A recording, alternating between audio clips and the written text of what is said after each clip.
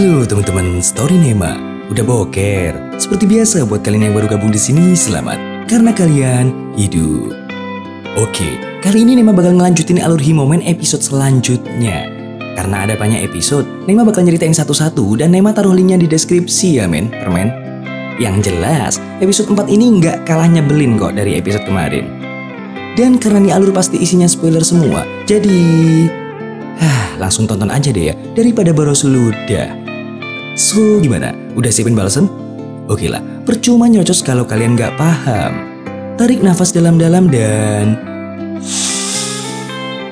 bumper dulu.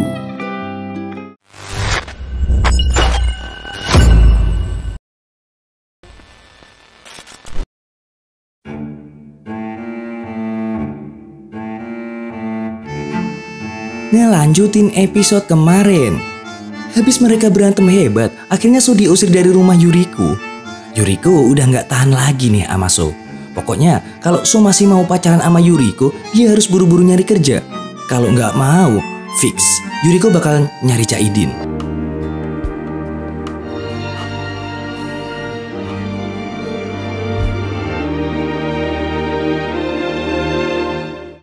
Nah, habis diusir dari rumah Yuriko, gak tahu gimana ceritanya, tahu-tahu So udah ngintil aja tuh di belakang dokter Ikeme. Nggak pakai sungkan kalau itu rumah musuh bebuyutannya, So malah numpang sementara tuh di rumah nih dokter kampret.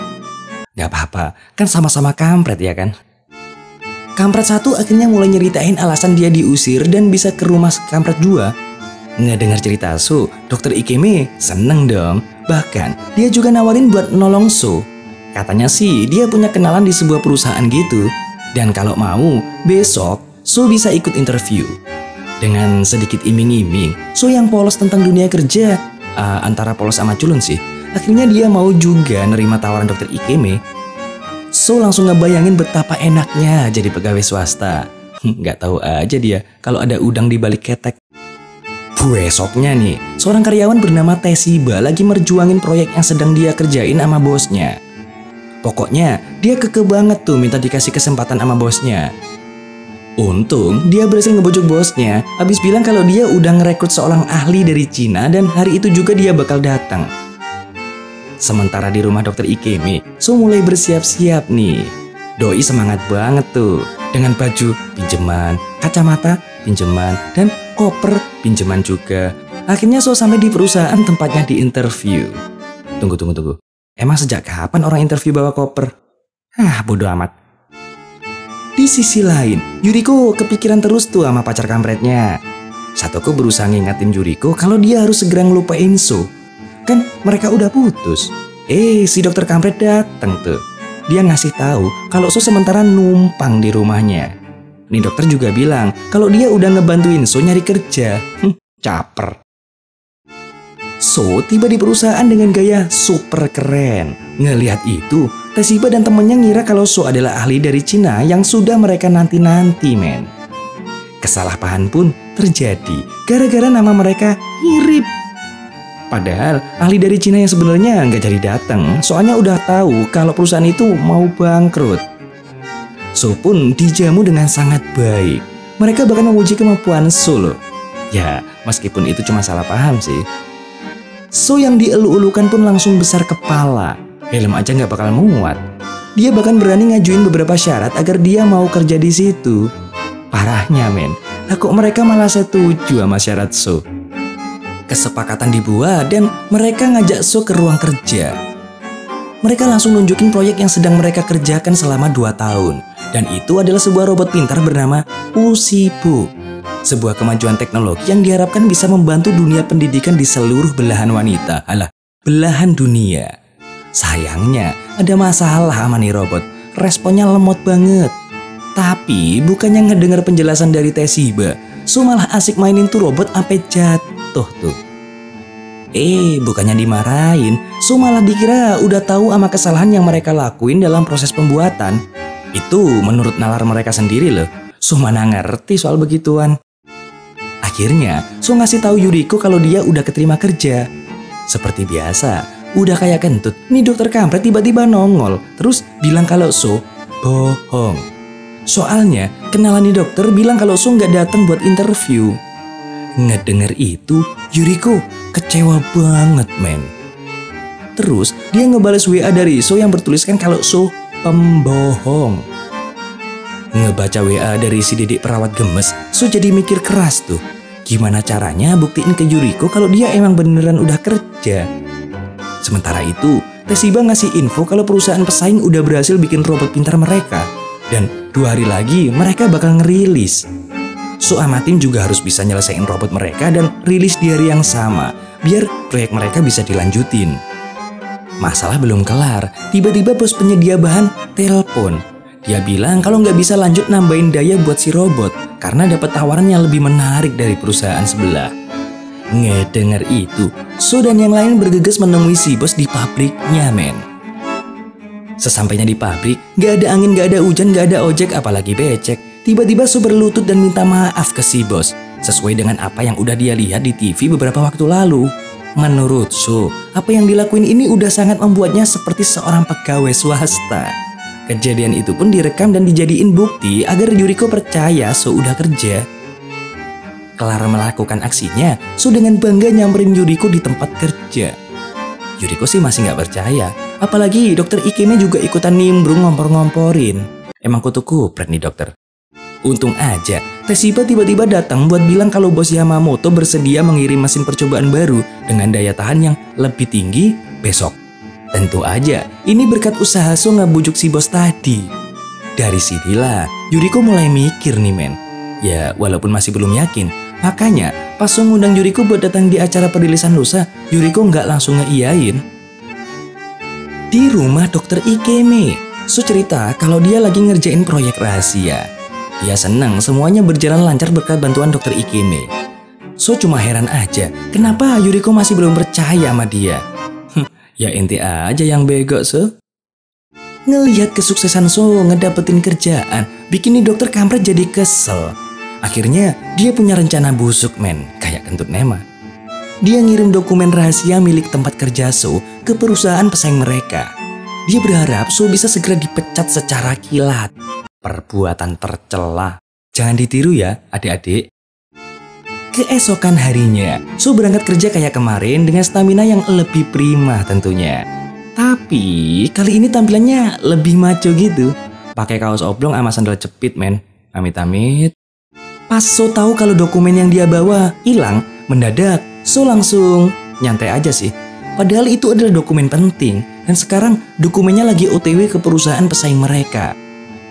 Lanjut, di tempat kerja Yuriko, Hanami nemuin artikel tentang launching robot yang dimaksud So kemarin. Tapi tetap aja, Yuriko masih nggak percaya So bisa dapat kerjaan dalam sekali interview. Lalu, Satoko nyaranin agar Yuriko mastiin dengan mata kepalanya sendiri. Balik ke tempat kerja So nih, walaupun robot pintar udah punya daya tahan yang lebih kuat, tapi ternyata persoalan utama mereka belum terselesaikan, men. Tuh robot masih aja lemot. Alhasil, mereka minta So agar segera meningkatkan performa tuh robot, seperti program yang udah dia tunjukin di Shanghai. Dan So belum sempet nanya, bos mereka tiba-tiba datang. Dia nanyain soal perkembangan si robot dan So ini siapa sih? Dari sinilah So sadar kalau ada yang salah, men. Tapi karena Yuriko bilang dia mau datang ke acara launching robot, maka dengan terpaksa So berbohong di depan bos. Pas si bos udah keluar, So ngajak Tessiba nyari makan ke warung Abashi. Di sanalah dia ngasih tahu yang sesungguhnya, kalau dia himonya So, bukan Lin Sao Chan.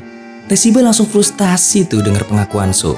Well, emang wajar deh kalau frustasi. Kenyataannya, selain bukan teknisi handal, So juga seorang pengangguran garis keras. Tapi So memohon agar Tessiba ngebolehin So kerja sampai besok. Soalnya So mau nunjukin ke Yuriko kalau dia kerja. Tessiba yang terlalu frustasi akhirnya ngeluh kalau acara besok sampai gagal, bisa dipastikan tim mereka bakal dibubarin, men. Soalnya bos mereka bukan orang yang bakal bertanggung jawab sama bawahan. Tessiba juga cerita soal kelicikan bos mereka. Ngedenger cerita tentang bos mereka, So ngusulin agar Tessiba berbuat licik juga. Tessiba nolak tuh, soalnya itu bisa mengancam karirnya. Dia harus terus kerja demi keluarga, walaupun terpaksa. So lumayan terkejut tuh, soalnya dia ngira kalau Tessiba selama ini kerja karena itu emang passionnya. Ngedengar pernyataan So, Tessiba mendadak membeku, men. Sesampainya di kantor, Tesiba ngasih tahu anggota tim yang lain tentang kebenarannya dan nyaranin agar mereka berbohong saja untuk besok. Sekalian hancur dah. Acara launching pun dilaksanakan. Yuriko hadir bareng Satoko tuh. Terus si dokter kampret juga hadir, tapi sendiri, tanpa pasangan. Kan jomblo Lupnut. Acara itu pun berjalan lancar dengan So yang jadi pengisi suara Usibo. Sampai pas Yuriko tiba-tiba nelpon, So yang gak sadar kalau dia lagi meranin suara Usibo, malah ngejawab telepon yang tentu aja percakapan mereka bisa didengar seantero galaksi. Menyadari hal itu, Dokter Ikime gak tinggal diam, men. Dia malah berusaha ngebongkar kebohongan So. Akhirnya, ketahuan dia masih bos kalau robot mereka belum siap diluncurin. Dia marah besar dan menyuruh Tesiba bertanggung jawab. Ngerasa kalau lagi-lagi si bos mau cuci tangan, Tesiba akhirnya naik delman tuh. Alah, naik pitam tuh. Dia sama timnya mutusin buat resign berjamaah. Kecuali So, dia malah ngemis-ngemis biar nggak dipecat dan bersedia ngelanjutin kebohongan yang udah mereka lakuin. Alhasil, tetap dipecat sih. So akhirnya bingung, men, mesti ngomong apa ke Yuriko.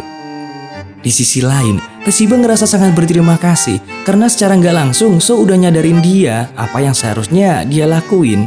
Kalau selama ini dia cuma fokus buat ngejilat si bos, sekarang dia mau fokus ngelakuin apa yang dia suka. Dia bakal ngelanjutin pembuatan robot pintar bareng sama timnya. Pas mereka lagi ngobrol cius, tiba-tiba bos perusahaan pesaing datang, men. Ditawarin kerjasama deh tuh. Soalnya dia tertarik pas ngeliat dokumen yang dikirim sama dokter Ikime atas nama So. Tesiba sama timnya seneng banget dong. Mereka juga sangat berterima kasih sama So yang tentu aja gak tahu apa-apa.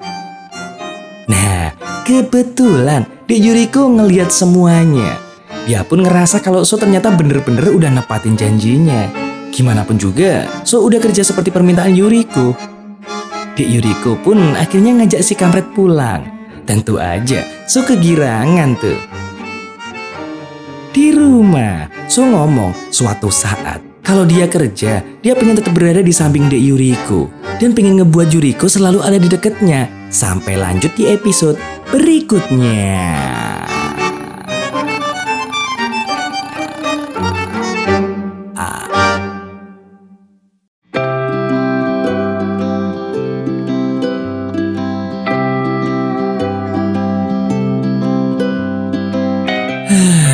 Nikmat betul jadi pengangguran. Buat para balsemer, tetap jaga kondisi dan pikiran ya, men, biar kalian selalu sehat kalau nonton Storynema. Oke, seperti biasa buat para jomblo, segera temukan jodohmu karena daging yang terbelah rasanya lebih nikmat daripada telapak tanganmu. Dan kalau ada yang request film untuk diulas, bisa kalian tulis di komentar ya. Bye.